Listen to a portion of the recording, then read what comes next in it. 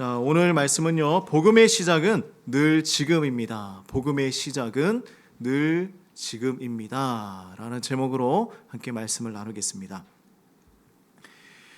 우리가 2026년을 시작한 지 벌써 한 달이 되었어요. 빠르죠? 이제 몇 개월 남았습니까?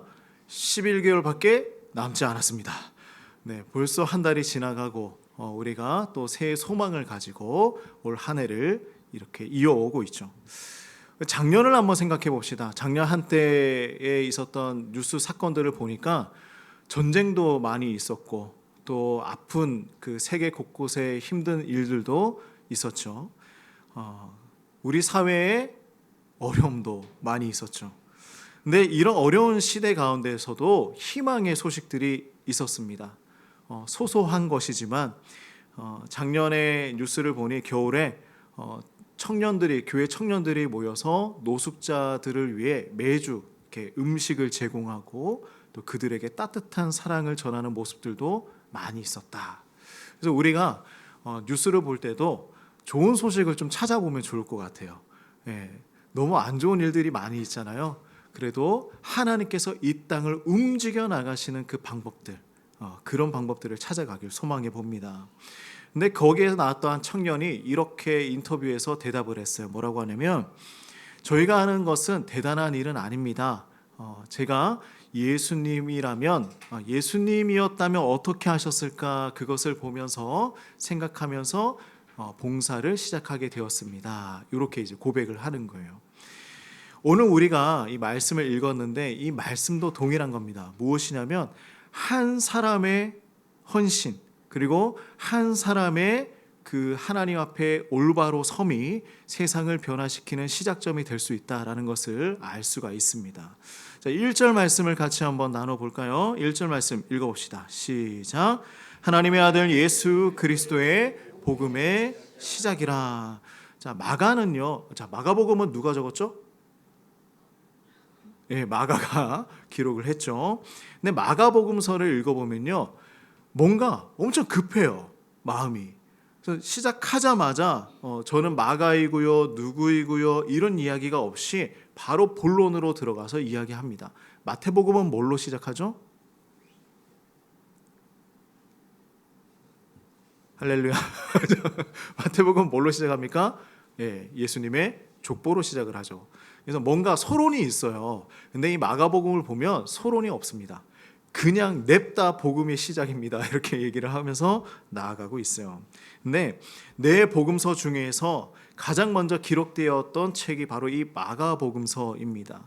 그리고 가장 짧아요. 16장밖에 안 됩니다. 근데 이 짧은 복음서가 가장 속도감 있게 내용을 진행해 가고 있어요. 그래서 마가복음에는요, 즉시라는 단어가 여러 군데에서 많이 나옵니다. 즉시 어떻게 되었다. 그래서 예수님이 일하시고 움직이시고 행동하시는 모습을 빠르게 보여주는 거예요. 그래서 마가복음서를 읽으면 재밌어요. 답답하지 않고 빨리 읽어 나갈 수가 있습니다. 근데 마가가 이렇게 급하게 복음서를 쓴 이유가 있을까요, 없을까요? 있겠죠, 당연히. 당시에는 로마에서 네로 황제의 박해로 수많은 그리스도인들이 고난을 받고 있었습니다. 그래서 전통적으로 마가는 베드로와 함께 로마에 있었고, 베드로가 순교를 당할 때에 그 전에 그의 증언을 기록했던 사람이 바로 마가였어요. 아주 급박한 시대를 살아온 사람들이었습니다. 언제 체포될지, 언제 죽음을 맞이할지 아무도 모르는 그 시대를 살아가고 있던 이 제자들. 그래서 마가는 서론 없이 빨리 복음을 전하기 위해 시작하는 거예요. 복음의 시작이다. 자, 여기서 우리가 주목해야 할 단어가 한 가지 있죠. 그러면 복음이라는 거예요. 복음. 자, 복음이 무엇입니까?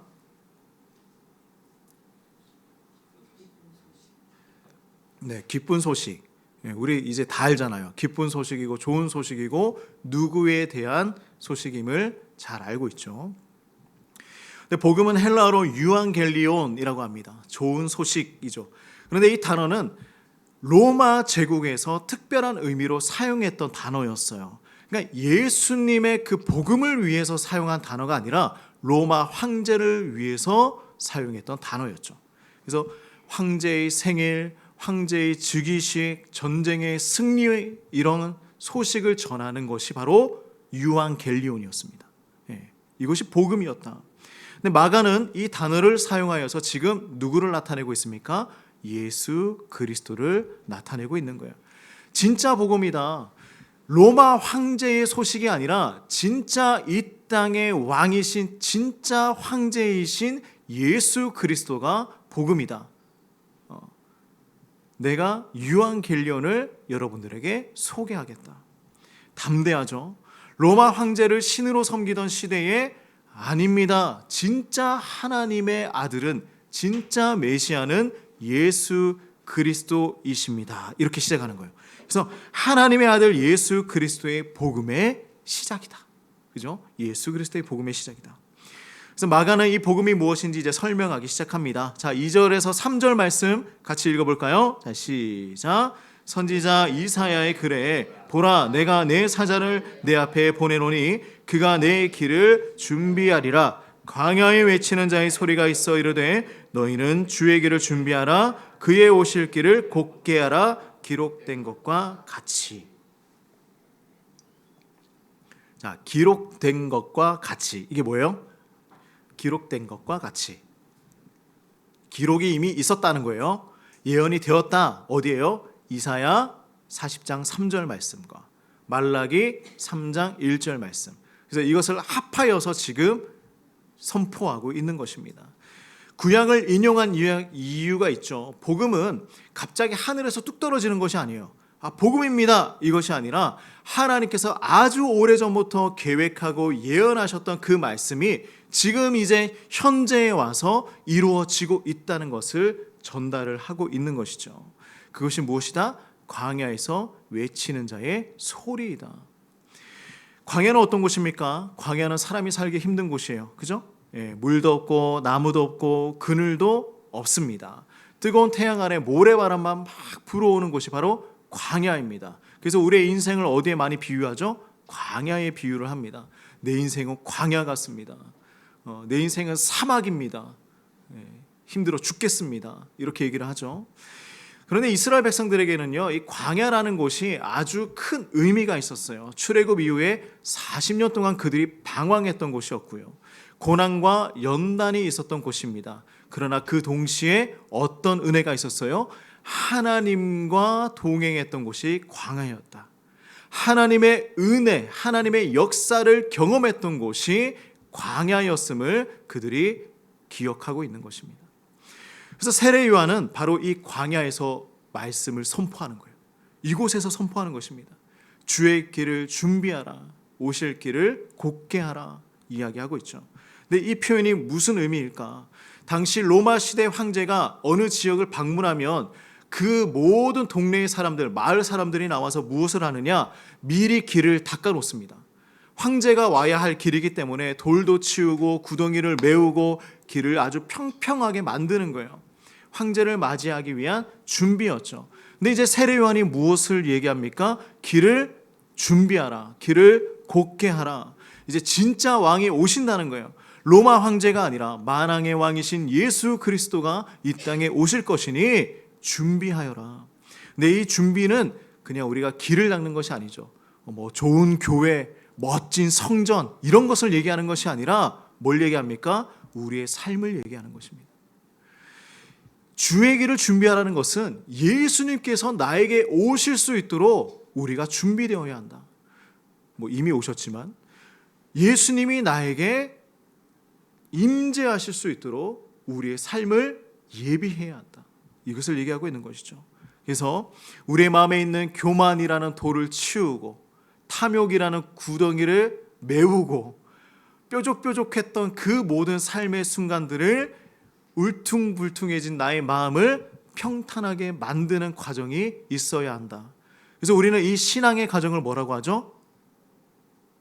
우리 성경 공부하면서 항상 얘기했었죠. 뭐라고 합니까? 두 단어? 한 단어? 두 글자? 그죠? 성화죠. 성화. 우리가 이 성화의 길을 걸어가는 것입니다. 자, 4절에서 5절 말씀 같이 한번 읽어봅시다. 시작. 세례 요한이 광야에 이르러 죄 사함을 받게 하는 회개의 세례를 전파하니 온 유대 지방과 예루살렘 사람이 다 나아가 자기 죄를 자복하고 요단강에서 그에게 요한이 전한 핵심 메시지는 무엇입니까? 지금 한 단어가 눈에 딱 띄죠. 회개라는 것입니다. 회개의 세례를 받으라.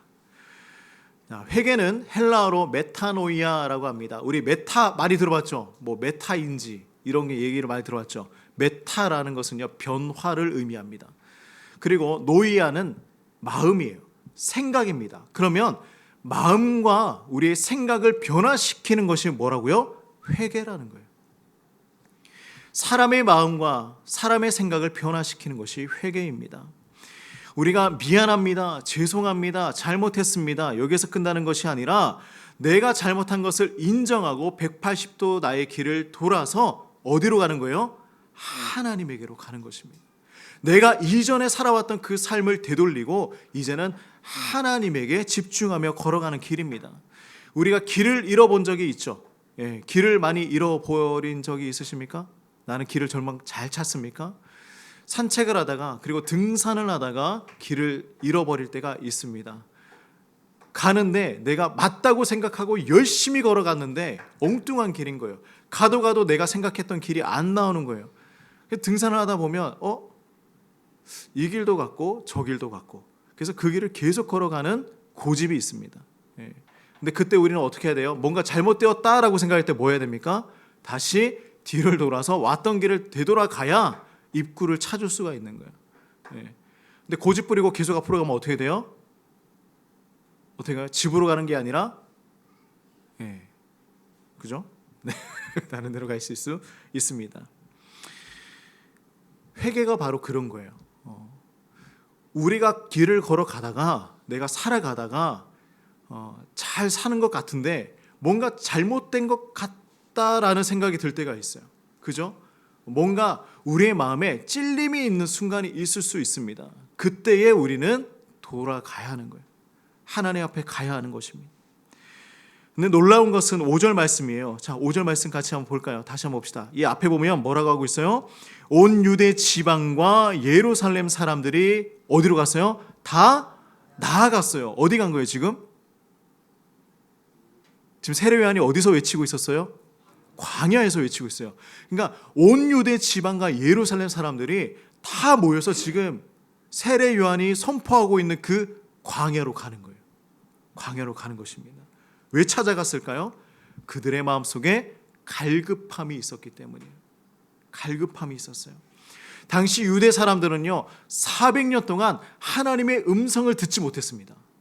그래서 구약과 신약 사이에는 이 기간이 있는데 400년 동안 하나님의 말씀이 비어 있어요.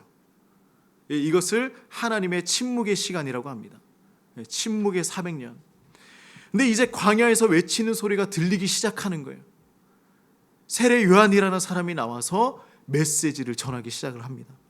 목마른 사람들에게 냇가의 그 물소리가 얼마나 기쁩니까? 그죠? 그러한 생명의 말씀이 광야에서 들려오기 시작하는 거예요. 사람들이 몰려가는 것입니다. 6절 말씀 읽어볼까요? 자, 세례 요한이 어떤 사람이었느냐? 6절을 읽어봅시다. 시작.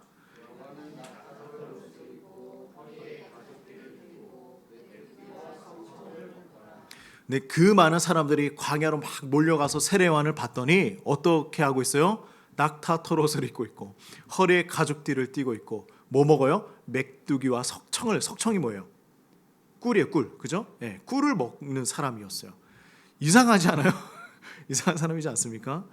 근데 마가는 왜 굳이 요한이 무엇을 입고 무엇을 먹는지를 기록했을까요? 이것이 세례 요한의 정체성을 보여주는 거예요.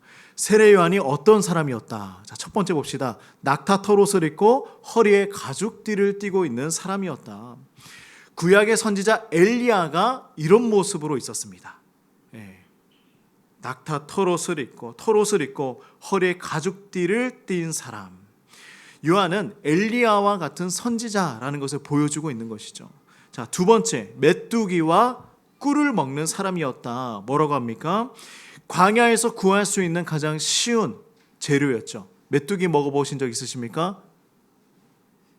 있으시죠? 이렇게 후라이팬에 잡아서 구워서 많이 먹잖아요. 옛날에는.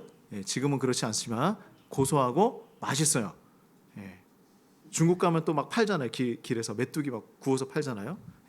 먹어보세요. 근데 화려한 옷을 입은 것도 아니고 풍성한 음식을 먹은 것도 아니었습니다. 근데 그때 당시에 예루살렘의 종교 지도자들은요, 너무 화려하게 살았어요. 화려한 옷을 입고 사람들 앞에서 기도하고 좋은 자리에 앉는 사람들이 바로 그때 당시에 종교 지도자들이었어요. 근데 요한은 달랐다는 것이죠. 광야에서 그냥 털옷 입고 꿀 먹으면서 메뚜기 먹으면서 메시지를 전하고 있었다. 뭐라고 합니까? 그 메시지가 회개하라. 주님이 곧 오실 것이다. 회개하라. 우리는 어떻습니까? 우리는 너무 많은 것들에 둘러싸여 있어요. 더 좋은 집, 더 좋은 차, 더 좋은 옷, 더 맛있는 음식. 제가 어제 이렇게 지나가다가 TV를 봤는데 너무 맛있는 고기 바베큐가 막 나오는 거예요. 저도 모르게 검색을 하고 있었어요. 가봐야지. 근데 너무 유명해서 예약도 되지 않는 그런 식당인 거예요. 우리가 거기에 현혹되는 겁니다. 그냥 이렇게 현혹돼요. 근데 이런 것들이 나쁜 것은 아니죠. 하나님께서 주신 좋은 선물들입니다. 근데 이런 것들이 우리의 삶의 중심이 되는 순간부터가 문제가 되는 거예요. 그런 것들을 우리가 가지고 소유할 수는 있어요. 근데 내 삶의 중심이 바뀌기 시작하는 거예요. 내 삶의 가장 좋은 집, 내 삶의 가장 좋은 차, 좋은 음식. 작년에 설문조사를 보면요, 한국 사람들이 가장 스트레스를 많이 받는 그 1위가 어딘 줄 아십니까? 그 이유가 바로 경제적인 스트레스예요. 그 아이들한테 물어보면 너희의 꿈이 뭐냐 하면 다 유튜버가 된대요. 왜냐하면 돈을 잘 버는 것처럼 보이거든요. 아이들도 돈 벌어서 아니면 또 만화방을 하겠대요. 꿈이 만화방이래요. 보니까 너무 아이들이 많이 가고 잘 되잖아요. 그러니까 아이들 꿈이, 초등학생 꿈이 만화방이에요. 어떻습니까?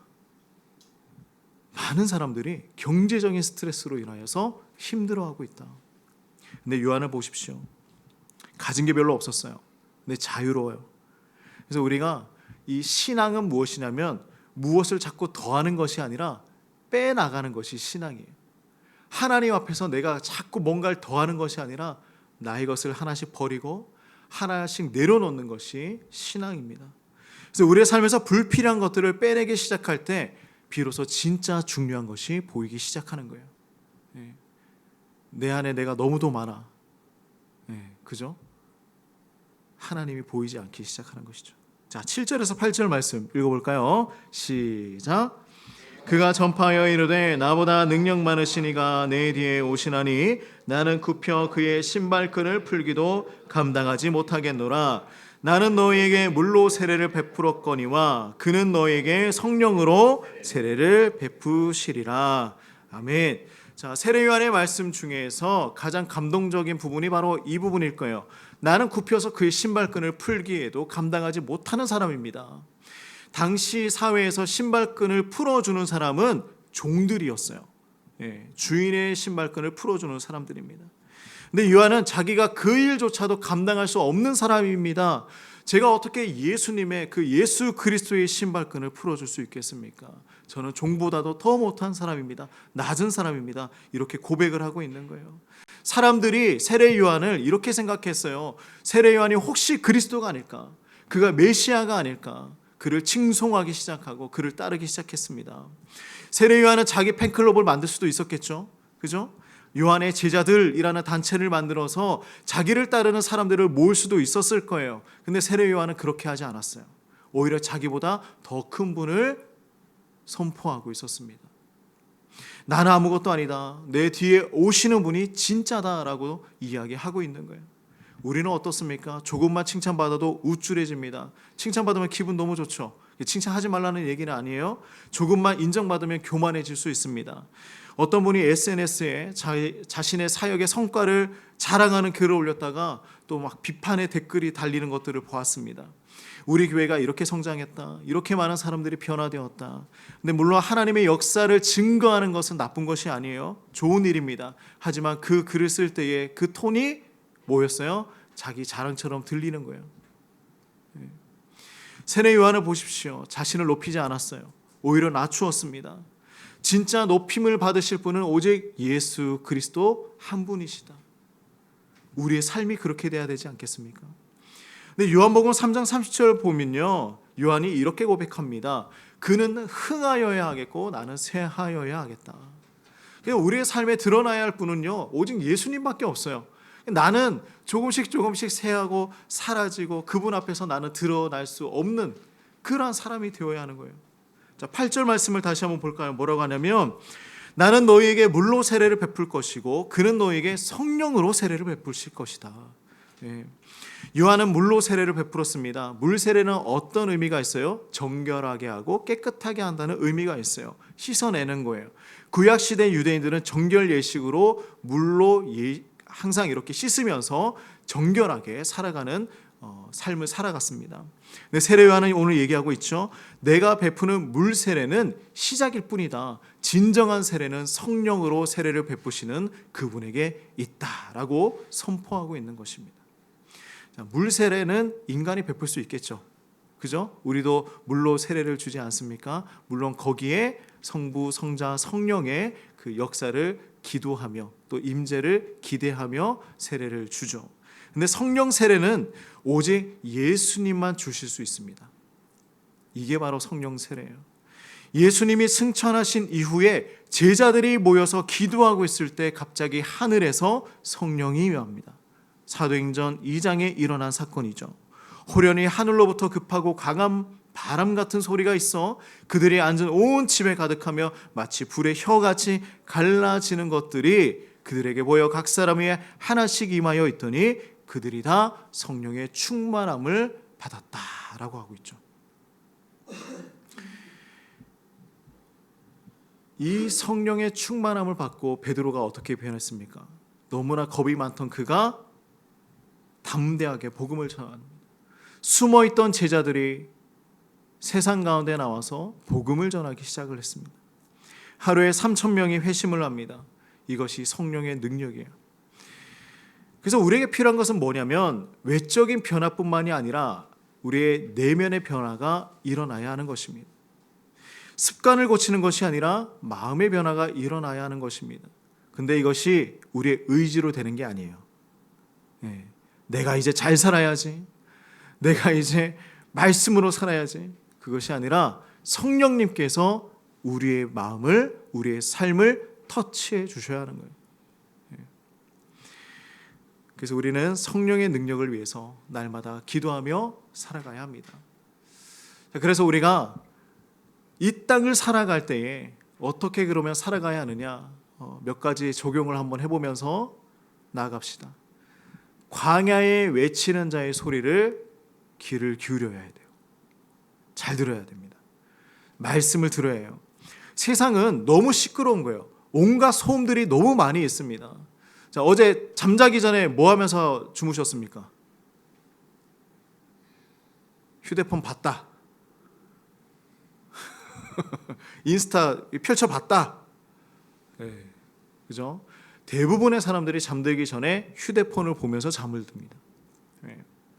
SNS, 유튜브, 뉴스, 또한 광고, 모두가 이것을 사라, 저것을 해라, 이렇게 우리와 함께 하자. 근데 광야에서 외치는 소리, 우리가 귀를 기울여야 해요. 근데 그 외치는 소리는 어디에 있습니까? 성경 말씀에 있는 거예요. 우리가 잠들기 전에 봐야 할 것은 성경이에요. 우리가 아침에 일어나서 먼저 잡아야 할 것은 하나님의 말씀입니다. 이것을 붙잡고 하루를 시작하고 이것을 붙잡고 하루를 마감해야 되는 거예요. 하나님과 단둘이 만나는 광야의 시간이 필요해요. 그래서 내 삶이 너무 복잡한 거예요. 세상의 복잡한 소리를 계속 듣다 보니까 내 삶이 복잡해지죠. 근데 하나님의 말씀 붙들고 하루를 마무리하면 하나님이 주시는 평안을 누릴 수가 있습니다. 자, 그 다음에 우리가 회개하면서 살아가야 하는 것이죠. 내 이 회개는요, 한 번으로 끝이 나는 것이 아닙니다. 어제 내가 잘못한 것 오늘 돌아보면서 기도하고, 오늘 내가 하나님을 기쁘게 하지 못했던 것을 내일 다시 돌아보면서 하나님을 기쁘게 하는 삶을 살아가 봐야지. 매일매일 우리 라이프 스타일이 그렇게 돌아가야 하는 거예요. 자, 그리고 우리가 삶에서 불필요한 것들을 좀 내려놔야 합니다. 하나님 앞에서 우리가 좀 내려놓고 하나님의 것을 취하는 사람들이 되었으면 좋겠어요. 하나님의 말씀을 붙들고 살아가는 사람들이 되었으면 좋겠습니다. 세상에 매이는 것이 아니라 하나님에게 매이는 우리 모두가 되기를 간절히 소망합니다.